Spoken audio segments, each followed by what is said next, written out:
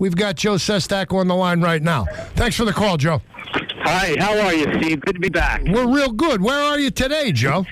Well, I'm walking in Columbia County, and if you hear any noise going by, it is the Central Columbia High School homecoming parade I'm walking past. I did an event at Bloomsburg University of Education, and just walking down the old Berwick Highway to Berwick, having left Stroudsburg, and I ran into this beautiful homecoming parade. So they didn't throw it for you, I take it. Hey, I wish, you know what I mean? No, it's nice. Something. Well, it's a beautiful day. The sun is shining. The leaves are beautiful. You're out getting that fresh air, and a homecoming parade indicates a real spirit of youthfulness and hope, and I believe that that's a piece of your campaign, too. It is. Look, I'm taking the pictures. I talked to you about this beautiful, wooden frame home. I mean, these rural counties, if you don't get out around them, you really don't get to know Pennsylvania. It is gorgeous. I just walked past an old radium field where they used to make those old, the radium used to be on your watches. Oh, yeah. And they're now cleaning it up, turning it back environmentally. But it's gorgeous, and up on the ridges where Mother Susquehanna flows through, up on the ridges on either side, the feathers are turning. I got to tell you, you get every politician out of Washington, D.C. walking this street. Well, it's a beautiful state, and you're in a beautiful part of the country. Are you still making the connections and talking about the issues that affect the average person in the state, Joe? Without a question. Today I had the students at Bloomsburg. It was a great group. Some faculty stopped by, and after I drove up from Delaware County, we sat there and talked for, it was supposed to be 45 minutes, ended up being an hour and I think it was almost an hour and a half. We talked about student loans and why we have the wrong interest rate right now. Do you know in the next 10 years, if the student loan interest rate that the government gives stays the same, the government will make $127 billion off the backs and the wallets of our youth and their families. So I told them that here's how you change it.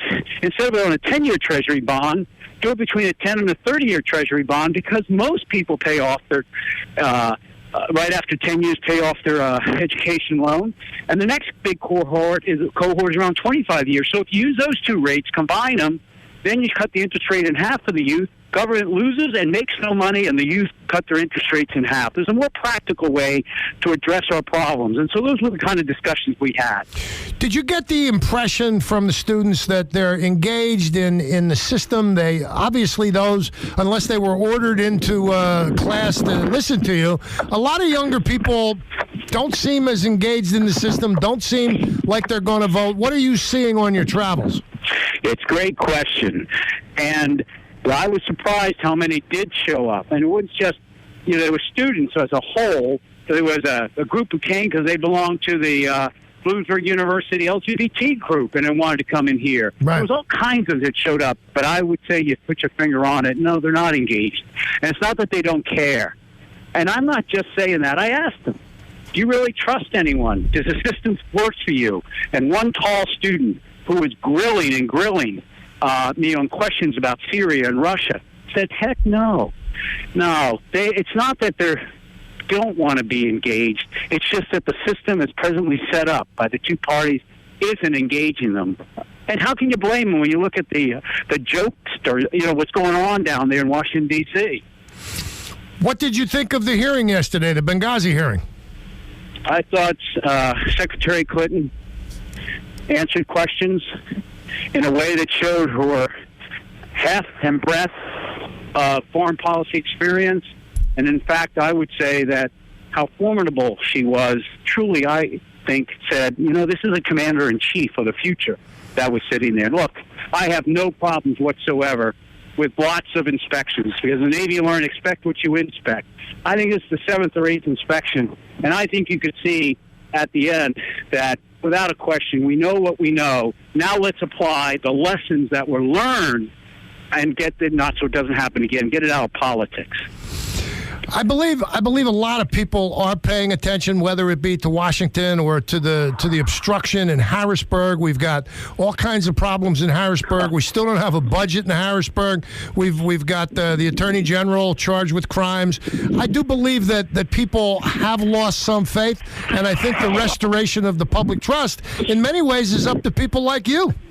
Well, Steve, I'm walking because I want people to understand that I'm not, if I can't get a budget across, or I'm not, if I'm down there in Washington, D.C., and they're about to close the government and break our debt ceiling, I'm not going to say it's their fault. Hold me accountable that I told you I'd do a principal compromise and bring it about. Look, if there's anything I learned in the Navy, it was what a young student there said. He said, look, I was in the Navy. I got out. I'm now here to take the next step. But I have to tell you, it is nothing around here.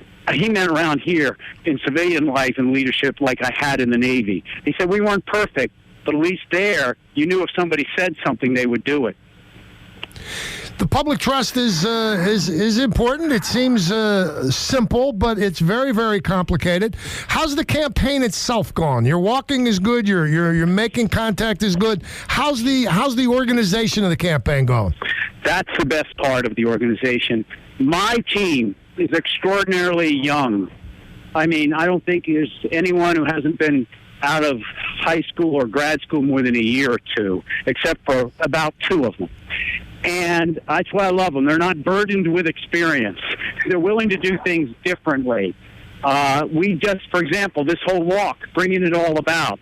We're headed, last week we did another walk, as you probably know, from Easton to, where did we go? Allentown. And all of it was brought about by a young, secure team. Look, we have organization that has surrogates going to all the county dinners. You know, I tell everybody about July 4th, where 107 parades and firework displays had 600 volunteers organized by these young men and women in my staff who got people at every one of those firework and displays and parades to pass out brochures. Look, you can have a great idea, but if you can't organize and bring it about, who cares? And I'm glad you gave me a chance to talk about the most extraordinary staff I've ever had in a campaign. The other issue that's attached to the staff is that you have to raise money, and you've been raising money.